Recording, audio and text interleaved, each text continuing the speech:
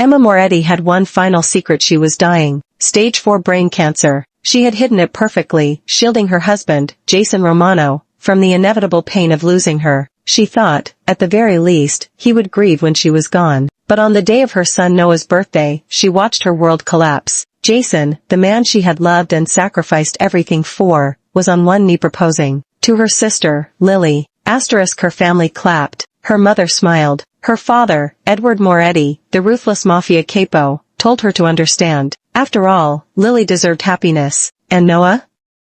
Her own son? He beamed up at her and said, "I want Auntie Lily to be my mom too." That was the moment Emma stopped being the fool. Before death could take her, Ethan Sullivan, a man with his own dark past, offered her a way out, a way to fight back. With his help, she faked her death, vanishing from a world that had the morning of my son's 6th birthday. I woke up thinking it would be a perfect day. I had planned everything down to the last detail: a private VIP tour of Ocean Park, an exclusive lunch by the dolphin exhibit, and a custom-made cake waiting for Noah at the end of the day. As the wife of Jason Romano, the mafia boss of the Romano Empire, money had never been an issue. But love? Loyalty?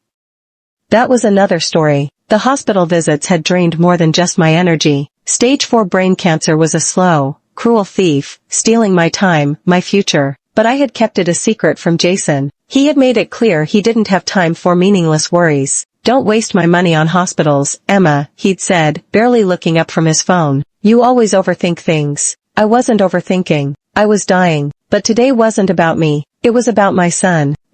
By noon, Ocean Park was filled with excited children, the scent of saltwater and fried food lingering in the air. Noah pulled me toward the giant shark tank, his small fingers warm in mine. "Mommy, look. It's so big." I laughed, pressing a kiss to his curly hair. "Bigger than you?" He nodded eagerly, his excitement making my exhaustion worth it. Then, out of nowhere, his voice lit up with even more excitement. "Mommy. Look. Daddy's here too." I frowned. "Jason?" That wasn't possible. He had told me he was handling business, that he was too busy to even call Noah for his birthday. I followed my son's gaze and the world beneath me crumbled. There, in the middle of the plaza, Jason was on one knee, holding a ring, for Lily, my younger sister, the one who had cried to me about her failed relationships, the one I had comforted after every heartbreak, the one who had sworn Jason was like a brother to her. She stood there with wide, teary eyes, hands covering her mouth. "Marry me," Jason said, his voice clear, steady, like this was the most natural thing in the world. Lily let out a shaky sob, nodding furiously. "Yes." "Oh my God, Jason, yes."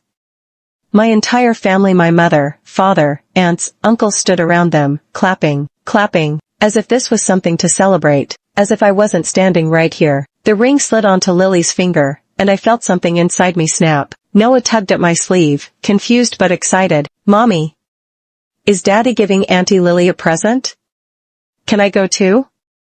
I couldn't breathe. Then, as if she had just noticed me, my mother's smile faltered. The applause faded. One by one, their gazes turned to me. Jason slowly rose to his feet, locking eyes with me. There was no guilt, no shame, just the same mild irritation he always had when I inconvenienced him. Lily, on the other hand, had the audacity to look annoyed. Jason crossed his arms, exhaling like I was exhausting him. "Emma, let's not do this here." "Do what, Jason?" My voice shook with barely contained rage. "Make a scene," he cut in, rolling his eyes. "God, you're always so dramatic." The slap echoed through the plaza. For a moment, everything froze. The sting on my palm was nothing compared to the burning rage in my chest. Jason's head snapped to the side, his jaw tightening. When he turned back, there was no shame, no remorse, just irritation. "Really, Emma?" he scoffed, rubbing his cheek. "Was that necessary?" The sheer audacity left me breathless. The sting of betrayal wasn't just in Jason's eyes, it was in the shocked gasps of my family, the disapproving frown on my father's face. "Emma," my father, Edward Moretti, barked. "Don't ruin your sister's happiness." My stomach dropped. Edward Moretti, capo of the Moretti Syndicate, a man feared in all of New York, had just dismissed me like I was a nuisance. Happiness? I let out a hollow laugh, my vision blurring. "Is this a joke?" My hands trembled at my sides. "You all knew?"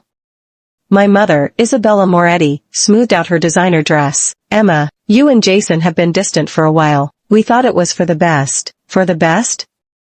My voice cracked. For the best? You mean betraying me behind my back? Jason exhaled, exasperated. Emma, stop making a scene. A scene? My voice rose. You proposed to my sister in public, surrounded by my own family, on my son's birthday. And Lily had the audacity to step forward, pouting like she was the victim. Emma, I love him. She reached for my hand, fake sympathy in her eyes. I didn't plan this, but I jerked away like her touch was poison. Don't touch me. Her face twisted with irritation. God, Emma, why are you being so selfish? You never appreciated Jason. You were always running off to your little hospital visits, leaving him alone. What did you expect? My stomach lurched. You're blaming me for your affair? Lily shrugged, her lips curving into a smirk. You pushed him away. I was just there for him. You mean you threw yourself at him like a desperate slut? I snapped, shaking with fury. Her eyes darkened. Careful, Emma, or what? My voice dropped to a whisper. You'll steal something else.